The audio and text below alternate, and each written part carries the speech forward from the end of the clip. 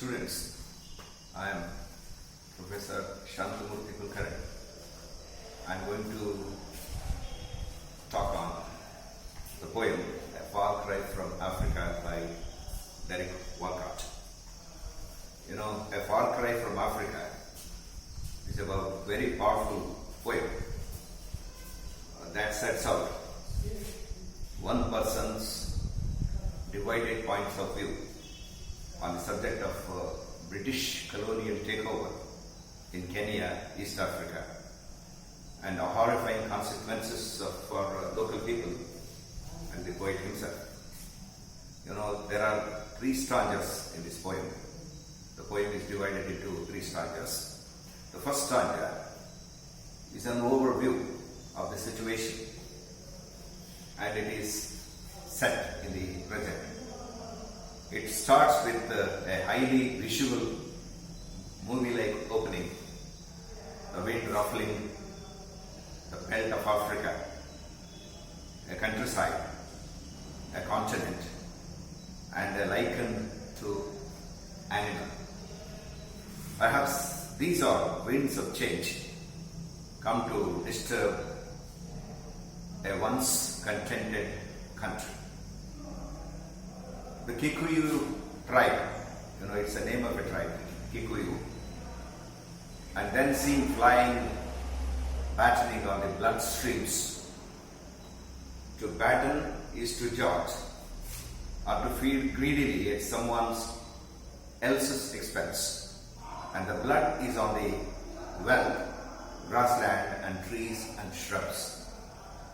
Dead bodies are scattered in this beautiful landscape, seen as a paradise, an irony not lost on the speaker. The personified worm, made military, has a cruel message for the world. What is the use of compassion for those already dead? Official dumb backs up its policies with numbers. Academics point out the relevant facts and figures. But what do these mean when you consider human cost? Where is the humanity in all of this?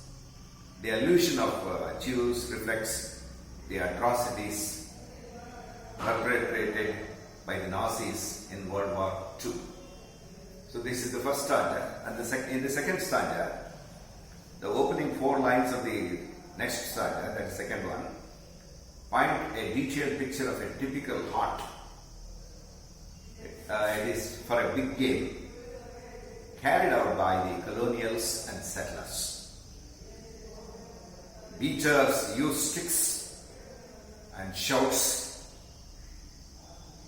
The undergrowth, the driving out the animals into open where they will be shot. The ibis in iconic wading bird with a special call and has been a part of African landscape since humans first used tools. In this, an ironic use of word civilization in USA, lines 15 and 21 seems to reinforce this idea that in the animal kingdom, evolution dictates who wins and loses through a pure kind of violence. But man uses the excuse of following a god or becoming a god by causing pain to all other humans and animals. And this is an emphasis. There is an emphasis on the male of the species being responsible for war and pain and war and peace. Not only this, you should note the use of special language, the Titan carcasses, the native dead, and contracted by the dead. And in the third stanza, in the third part of the poem, the first four lines juxtapose the historical reference with a visual here and now embodied in gorilla and Superman. The personification of brutish necessity, as it wipes out its hands on a napkin, is an interesting narrative device. Napkins are usually white, but the cause is dirty, that of colonial settlement alongside injustice. By repeating what Worm cries in the first stanza, a waste of poor compassion, the speaker is bringing extra weight to the idea of a meaningless death. Compassion cannot alter the circumstances. By using R, is the speaker implying the compassion of the world or of those who are African or black? And what has Spain to do with the colonial Kenya? Well, it seems that violent struggle isn't just limited to the continent of Africa. It can happen in Europe too. As with the Spanish Civil War, 1936-39, which was fought between Democratic Republicans and Fascists. In line number 26, the speaker declares a personal involvement for the first time, acknowledging the fact that he is divided because of his blood ties to both camps. The use of the word poison suggests to the reader, speaker isn't too happy with the situation which he deems toxic. He wants to side with the oppressed, but cannot reconcile with the fact that the language of the oppressor is the same one he uses to speak, write and live by. The dramatic language heightens the tension, brutish, dirty, restless, poisoned, cursed, drunken, betrayed, slaughtered. A series of heart-wrenching questions are not or cannot be answered. A bloody conflict, the depths, the subjugation, the cruelty, the need for the domination all reflect the dilemma for the speaker. He feels estranged, yet a part of African heritage. He feels a love for the language of the British, who are the cause of such strife in the tribal lands.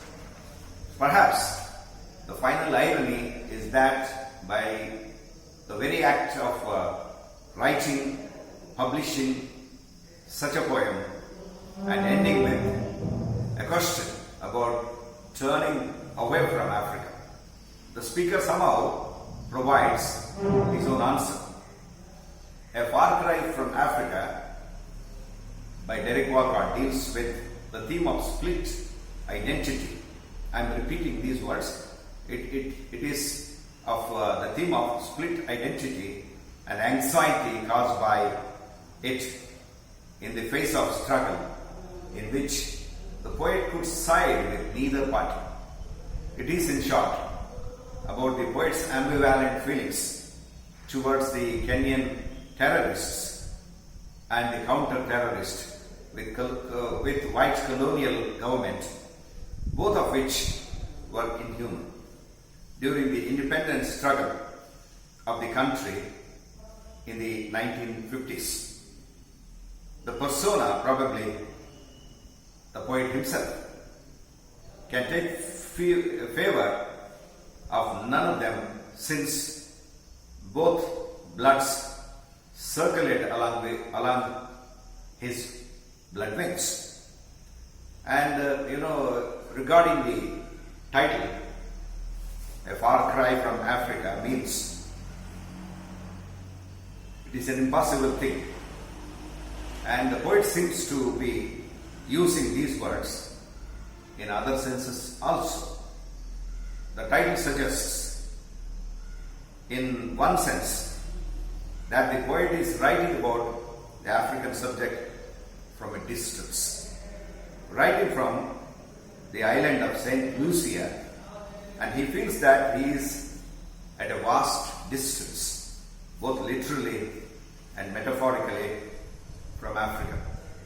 far cry may also have another meaning, that the real state of the African paradise is for a far cry from Africa, that we have read about the descriptions of gorgeous fauna and flora and interesting village customs.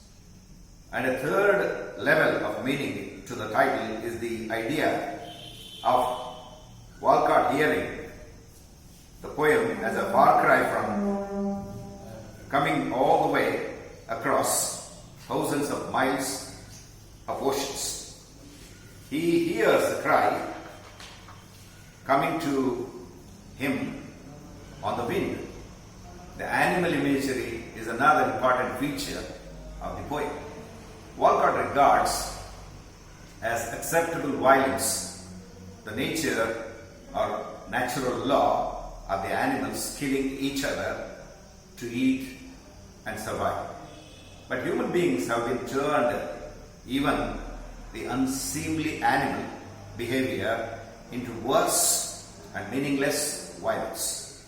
Beasts come out better than upright man, since animals do what they must do and do not seek divinity through inflicting pain. Walcott believes that humans, unlike animals, have no excuse, no real rationale for murdering non-combatants in the Kenyan conflict. Violence among them has turned into a nightmare of unacceptable atrocity based on color. So we have to have the Kikuyu and violence in Kenya, violence in a paradise, and we have statistics that don't mean anything, and scholar who tends to throw their weight beyond the colonial policy. Walcott outrage is very just by the standards of the late 1960s, even restrained. More striking than animal imagery is the image of poet himself at the end of the poem. He is divided and doesn't have any escape.